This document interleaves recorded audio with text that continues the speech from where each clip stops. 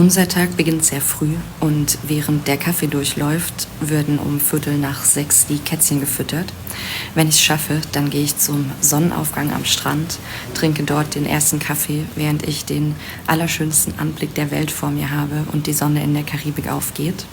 Auf dem Rückweg vom Strand nach Hause komme ich an einer kleinen französischen Bäckerei vorbei, die sehr freche Schokocroissants haben.